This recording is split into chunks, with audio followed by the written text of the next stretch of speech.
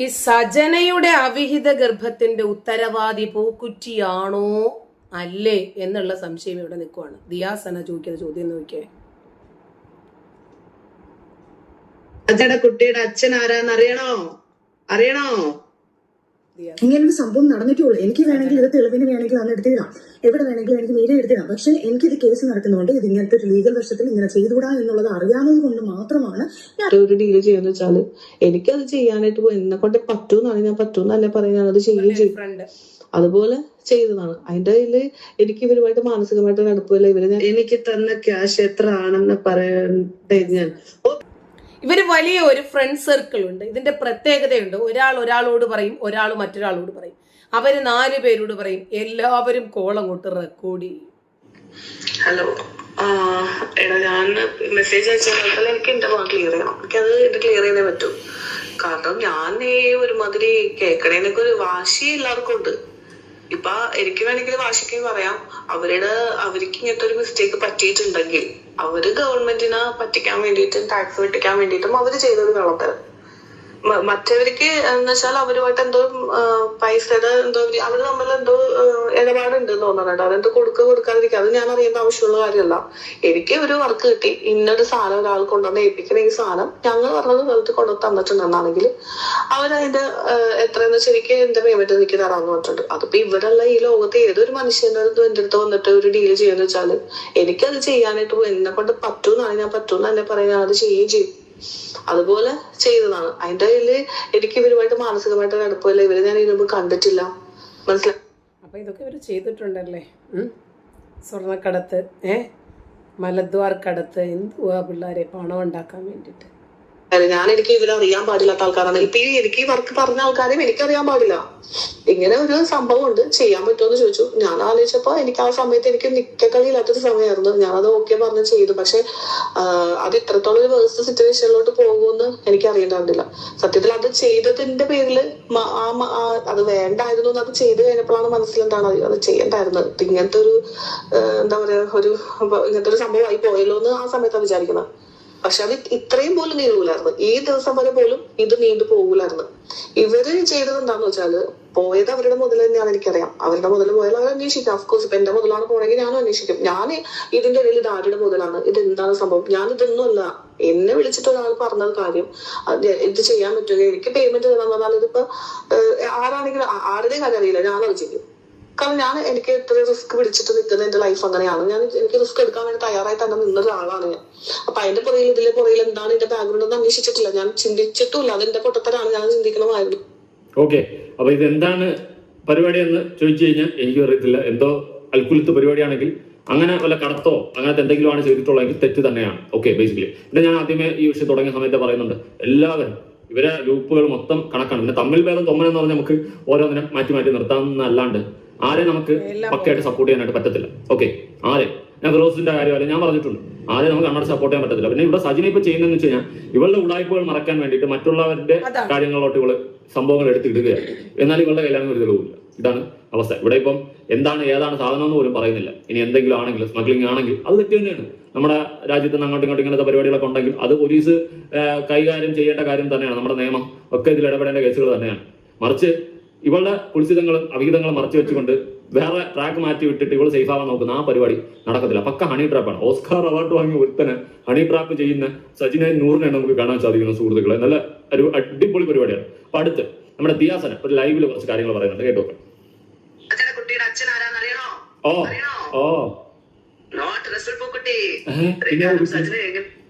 ചേച്ചി എനിക്ക് അയ്യോ, ഞാൻ നിങ്ങളുടെ ഒരു കാര്യം ഓണസ്റ്റ് ആയിട്ട് പറയാം. 1.5 വർഷത്തിന്റെ ഇടയിൽ എനിക്കൊന്ന് ഏകദേശം ഒരു 15 വട്ടം അങ്ങനെയൊക്കെ കണ്ടിട്ടുള്ളൂ ഇവരെ. അല്ലാതെ കൂടുതൽ അറിവൊന്നുമില്ല. ഇവരുടെ കൂടെ ഗ്യാദർ ചെയ്തത് ഒരേ ഒരു ദിവസമാണ്. അത് നമ്മളൊരു 10-45 പേര് വയനാട് ഇതിന് പോയ സമയത്ത് ട്രിപ്പ് പോയില്ല, ബിഗ് ബോസ് കണ്ടസ്റ്റൻസ്. അപ്പൊ അല്ലാതെ ഒരു പരിപാടിയും പരിചയമൊന്നുമില്ല എന്ന് പറയുന്നത് എനിക്ക് വലിയ യോജിപ്പൊന്നുമില്ല. നിങ്ങൾ എല്ലാവരും നല്ല കമ്പനികൾ തന്നെയാണ്. കമ്പനി ആവാതെ ഒരിക്കലും പൂക്കുറ്റിയുടെയും ഈ സജിനയുടെ ഒക്കെ ഇടയിൽ നിന്ന് സംസാരിക്കാൻ ഈ പറയുന്ന ദിയാസനയ്ക്ക് സാധിക്കത്തില്ല. നിങ്ങൾ എല്ലാവരും നല്ല കമ്പനി തന്നെയായിരുന്നു. ഒരു സമയത്ത് നിങ്ങൾ എല്ലാവരും അറിഞ്ഞ കാര്യങ്ങളും നിങ്ങൾ എല്ലാവരും പരസ്പരം അറിയുന്ന കാര്യങ്ങളും ഇന്ന് ഈ തൊപ്പി ഗാങ്ങൊക്കെ ഒന്ന് ചെയ്യുന്നില്ലേ? ഏത് ഇപ്പൊ മമ്മും ഷമീറും ഒക്കെ അങ്ങോട്ടും ഇങ്ങോട്ടും ഇപ്പൊ ചെളികാരി അടിച്ച് ഒരു അൽക്കുലത്ത് ഫോമിലോട്ട് പോയി നശിച്ചില്ലേ? അതുപോലെ നിങ്ങളും ഒരു സമയത്ത് എല്ലാവരും അറിഞ്ഞു ചെയ്തുകൊണ്ടിരുന്ന നിങ്ങളുടെ സർക്കിളിന്റെ ഇടയിലുള്ള കാര്യം ഇന്ന് നാട്ടുകാരുടെ ഇടയിലേക്ക് കിട്ടും.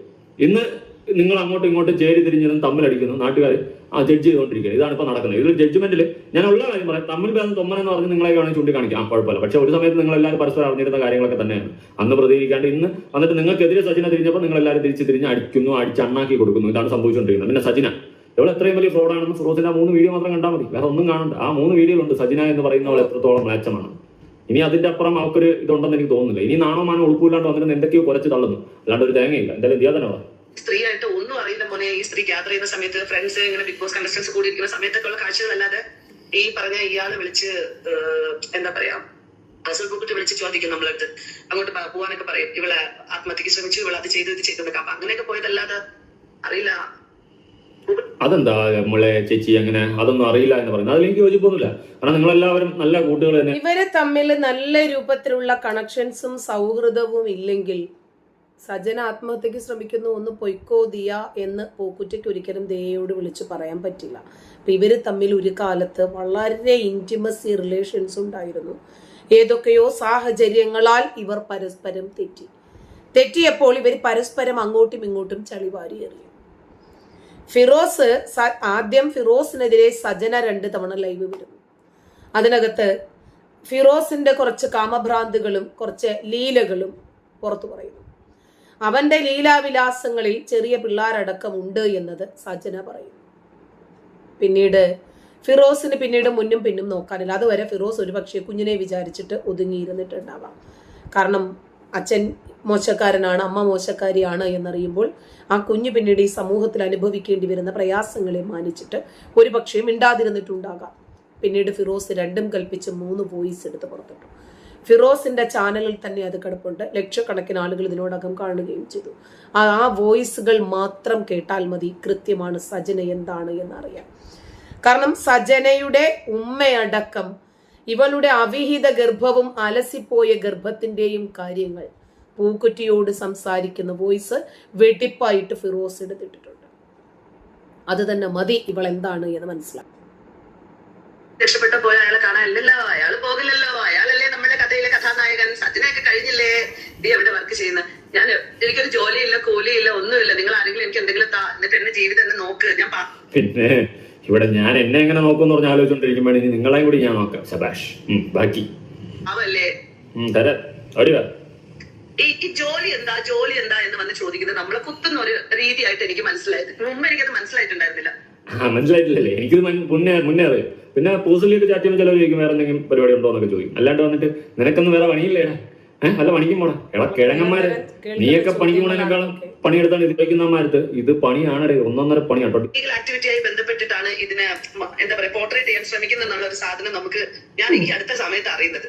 അപ്പൊ ഈ സജനയുടെ അവിഹിതവും റസൂൽ പൂക്കുറ്റിയുടെ ഗർഭവും തിരിഞ്ഞുപോയല്ലേ? റസൂൽ പൂക്കുറ്റിയുടെ അവിഹിതവും സജനയുടെ ഗർഭവും കൊണ്ട് നാട് മൊത്തവും മുട്ടിഞ്ഞു എന്ന് പറഞ്ഞാൽ മതിയല്ലോ. കാരണം ആദ്യമായിട്ടാണെന്ന് തോന്നുന്നു ഒരു അവിഹിത ഗർഭത്തിന് വിലയിട്ട് ആളെ ബ്ലാക്ക്മെയിൽ ചെയ്ത് ഭീഷണിപ്പെടുത്തി ലോകം മുഴുവനും അറിയിക്കാൻ വേണ്ടി സന്നദ്ധയാകുന്ന ഒരു സ്ത്രീ. ആദ്യത്തെ ഗർഭത്തിന് 3 കോടി, അത് അബോർട്ട് ചെയ്തു. 2ാമത്തെ ഗർഭത്തിന് 3 കോടി, അത് സ്വയം പോയി. 3ാമത്തെ ഗർഭത്തിന് 10 കോടി വരെ. എന്നിട്ട് പൂക്കുറ്റി വന്ന് പറയാ, ഞാൻ 40 ലക്ഷം കൊടുത്തു, ഡയമണ്ട് നെക്ലസ് കൊടുത്തു, ലോക്കറ്റ് കൊടുത്തു, 10 പവൻ, അത്ര കോടി കൊടുത്തു, ഫ്ലാറ്റ് കൊടുത്തു, വാച്ച് കൊടുത്തു, അത് കൊടുത്തു, ഇത് കൊടുത്തു എന്നൊക്കെ. അല്ലടാ നീയൊക്കെ നിന്റെയൊക്കെ പൂക്കുറ്റിയും വെച്ചിട്ട് മര്യാദയ്ക്ക് നടന്നിരുന്നെങ്കിൽ ഈ പ്രയാസം വല്ലതും ഉണ്ടാകുമായിരുന്നു. ഏറ്റവും ഒടുവില് പാവം ട്യൂമർ പിടിച്ചിട്ടുള്ള ഇയാളുടെ ഭാര്യ മരണത്തോട് മല്ലിടുന്നു. അതിനെ പെട്ടെന്ന് തന്നെ കുഴിയിലേക്ക് എടുക്കാനാണ് പൂക്കുറ്റി ശ്രമിച്ചത്. പിന്നീട് ഈ പെണ്ണ് എല്ലാം ഒരുങ്ങി വന്നൊരു പെണ്ണാ. കാരണം ഉമ്മ ആണ് പെണ്ണിനെ ഒരുക്കി വിട്ടിരിക്കുന്നത്, ഏവന്റെ എങ്കിലും തലയിൽ പോയി കയറിക്കൊള്ളാൻ. അതുകൊണ്ടാണ് തള്ള ഈ സജനയുടെ ഉമ്മ പൂക്കുറ്റിയുമായിട്ട് സംസാരിക്കുന്ന വോയിസ് ഒക്കെ പുറത്തു വന്നിട്ടുണ്ട്, എല്ലാം കണക്കാ. അപ്പോ ഈ പൂക്കുറ്റി ഇവളെ റെഡിയാക്കി നിർത്തിയേക്കോ എന്തിന്? പൂക്കുറ്റിയുടെ വീട്ടിലേക്ക് കയറി വരാൻ വേണ്ടിയിട്ട് കെട്ടിലമ്മയായിട്ട് വാഴാൻ. ഒടുവിൽ ആ പെണ്ണ് ഒരു മെസ്സേജ് അയക്കുവാണ് ഭാര്യയ്ക്ക്, ഭർത്താവിന്. അവൾ ഇങ്ങോട്ട് വരുവാണെങ്കിൽ ഞാൻ എൻ്റെ മക്കളെയും കുട്ടി ആത്മഹത്യ ചെയ്യാൻ പോകുന്നു. കാരണം പിന്നീട് ജീവിച്ചിട്ട് കാര്യമില്ലല്ലോ ഇവൻ്റെ ഭാര്യയായിട്ട്. ഈ നാറി ഉണ്ടല്ലോ, ഈ പൂക്കുറ്റി എന്ന് പറയുന്ന നാറി, കാമഭ്രാന്ത് പിടിച്ചവൻ, ഇവന്റെ ഭാര്യ ഇവൻ അയച്ച മെസ്സേജും ഇവൻ ലീക്കാക്കി. ഇവൻ കൊടുക്കാവുന്ന ആളുകൾക്കൊക്കെ കൊടുത്തു. എൻ്റെ ഭാര്യ ആത്മഹത്യ ചെയ്യാൻ പോവാണ് മക്കൾക്ക് വിഷം കൊടുത്തിട്ട്. എന്നിട്ട് സജന ഇങ്ങോട്ട് കയറി വരാൻ പോകുവാണ് എൻ്റെ വീട്ടിലേക്ക് ഭാര്യയാക്കാൻ. ആ പെണ്ണിത് അറിയുമ്പോൾ ഒന്ന് ആലോചിച്ച് നോക്കിയേ. തന്റെ ഭർത്താവാണ് എന്ന് പറഞ്ഞ് വിശ്വസിച്ച് അയാളോടൊരു കാര്യം പോലും പറയാൻ പറ്റാത്ത ഗതികേടിലായി പോയി ആ പെണ്ണൊരുത്തി. ഇവന് കാമഭ്രാന്ത് മാത്രമല്ല, ഇവൻ സ്വന്തം ഭാര്യയെയും മക്കളെയും ചതിച്ചിട്ട് പോലും ഇവന് യാതൊരു അപകർഷതാബോധവും ഇവന് തോന്നുന്നില്ല. ഇവൻ ഒരു പാപഭാരവുമില്ല. കാരണം ദിയാസന തന്നെ വന്ന് പറഞ്ഞല്ലോ, ഇവൻ എല്ലാവരോടും ഇങ്ങനെ തന്നെയാണ്. ഒന്നല്ല 1000 അവിഹിതത്തിന്റെ നാറുന്ന കഥകൾ പറയാനുണ്ട് എന്നല്ലേ പറഞ്ഞ്. ആ കൊച്ചിന്റെ ഭാഷ എടുത്താൽ കാട്ടപരാധം ഒരുപാടുണ്ട് എന്നല്ലേ ആ കൊച്ചു പറഞ്ഞത്. ഇതിനൊക്കെ എന്തിൻ്റെ ഇപ്പൊ അതാണ്ട് MDMA ഉപയോഗവുമായിട്ട് ഈ പെണ്ണിന്റെ മേലുള്ള എല്ലാ അപരാധങ്ങളും മാറ്റിവെച്ചിട്ട് ഞാൻ എന്താണെങ്കിലും നാറി മറ്റുള്ളവരും കൂടി അത്ര സുഖത്തിൽ ജീവിക്കേണ്ടെന്ന് പറഞ്ഞിട്ട് ഫിറോസിനിട്ട് പണിഞ്ഞതാണ് സജന. ഫിറോസ് തന്റെ കയ്യിലുള്ള എല്ലാ വോയിസും എടുത്ത് പുറത്തിട്ടു. ഇപ്പൊ ഇവരുടെ കാട്ടപരാധങ്ങൾ കൊണ്ടും അവിഹിതങ്ങൾ കൊണ്ടും രക്ഷയില്ലാത്തൊരവസ്ഥയിൽ എത്തി നിൽക്കട്ടെ. ഇത് പറയേണ്ടി വരുന്നത് എന്താണെന്നറിയാമോ? ഒരു മദ്രസയിൽ പഠിച്ചിട്ടുള്ള ബുദ്ധിയായി ഇവളുമാരെ ആരെയെങ്കിലും MDMA ഉപയോഗിച്ചതിന്റെ പേരിലോ അവിഹിത ഗർഭം ധരിച്ചതിന്റെ പേരിലോ അതല്ലെങ്കിൽ പോട്ടെ ഒരുത്തന്റെ ഭാര്യയായിട്ടിരുന്നിട്ടാണ് 100 അമ്മമാരുടെ കൂടെ പോയത്, ഇതൊക്കെ ഉണ്ടായിട്ട് ഇവളുമാർക്കൊക്കെ എതിരെ എന്തെങ്കിലും ഒരു പള്ളി കമ്മിറ്റിയോ ഒരു മഹല്ല് കമ്മിറ്റിയോ എന്തെങ്കിലും പറഞ്ഞതായിട്ട് നിങ്ങൾക്ക് ആർക്കെങ്കിലും അറിയാമോ? ഇവരൊക്കെ പള്ളിക്കകത്ത് തന്നെയല്ലേ. നമ്മൾ പ്രത്യക്ഷമായിട്ട് അറിഞ്ഞ ഒരു കാര്യം തുറന്നു പറയുന്നതിന്റെ പേരിൽ നമ്മുടെ കുടുംബത്തെ പോലും ഇവർ പള്ളിയിൽ നിന്നും പുറത്താക്കും. ആഹാ അന്തസ്! നിന്റെയൊക്കെ ഈ നാറിയ പള്ളി ആർക്ക് വേണം വിടാവേ? നിന്റെയൊക്കെ ഈ മഹല്ല്, ഈ ഇവമാരെയൊക്കെ കൊണ്ട് നിറഞ്ഞു നിൽക്കുന്ന പള്ളി കമ്മിറ്റി, ഈ മഹല്ലും ഒക്കെ ആർക്ക് വേണം?